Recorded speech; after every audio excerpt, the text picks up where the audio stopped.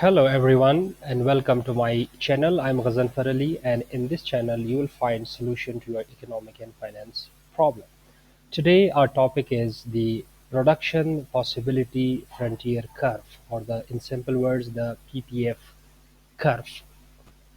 The PPF curve is basically a graphical illustration of fundamental economic problems related to our ability to produce goods and services. Basically, it shows the capacity of an economy, how many goods and services it can produce.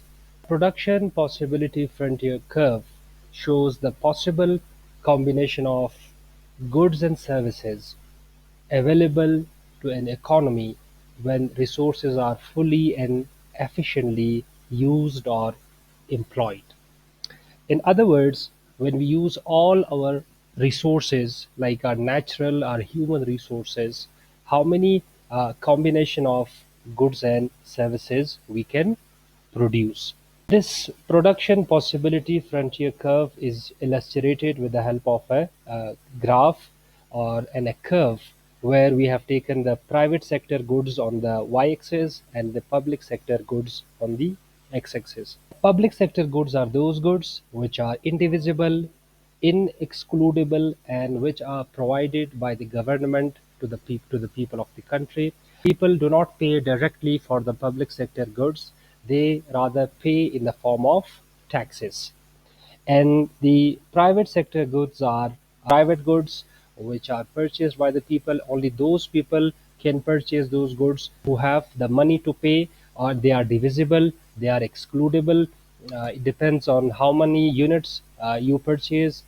It depends on the amount of money you can pay before you purchase 1 unit or 2 unit of the product. Now you can see this graph. It's touching the both axes, on the x-axis and the y-axis, and then you have a different combination in between. In this graph you can see the point I. It shows an inefficient utilization of goods and services. If we had utilized all our resources efficiently, we could have produced along this PPF, or production possibility frontier curve. But right now we are producing below this PPF curve that shows inefficient utilization of our resources. It could have been because of the lack of skilled human resource, or which we call the human capital, or it could have been because of some mismanagement. But currently, we are below the PPF curve. It means we are not utilizing our resources efficiently. And this is a typical example of all the developing countries. They have potential to grow, and they have potential to increase the per capita income of the people and the GDP of their country. But currently, they are producing below their potential, and that's what we call underutilization of our resources. Point H is desirable because it yields more of both goods, but not attainable given the amount of resources available. Simply, we cannot produce it at point H because we don't have resources available for point H. Now, in between point I and point H, we have another point which is E, which is along the PPF, or production possibility frontier curve. It shows one of the possible combination of goods produced when resources are fully and efficiently utilized or employed. We could have produced at point E a different combination of public sector goods and private sector goods. I is not desirable because at point I we are underutilizing our resources, and point H is desirable but we cannot produce at point H because it's not attainable. I'll try to explain the production possibility frontier curve with the help of an example where we have two commodities, sugar and computers. You see at point E in this example, resources are devoted to the production of 4 kg of sugar and 380 units of computers, for example.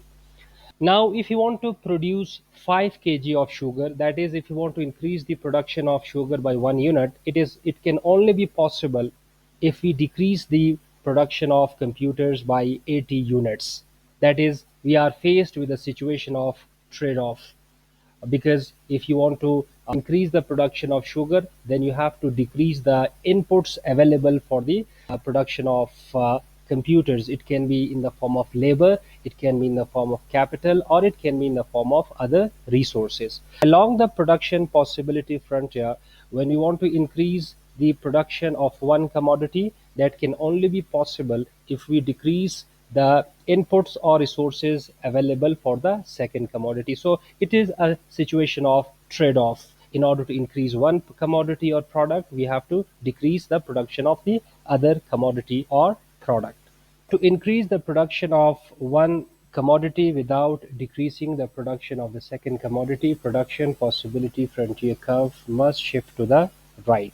For example, as you can see in the diagram, when we want to move from point F to point G, you can see we are producing 2 extra unit of kg, and at the same time we are also producing 300 units of computers. So we are not decreasing the production of computers from 300, still it is 300, and we are producing 2 extra unit of sugar. Similarly, when we move from point F to point H, we are producing 150 extra unit of computers, while at the same time we are not decreasing the production of our sugar. Still it is 5. Now both point H and point G are to the right of the initial PPF, and this shows a higher production possibility frontier curve.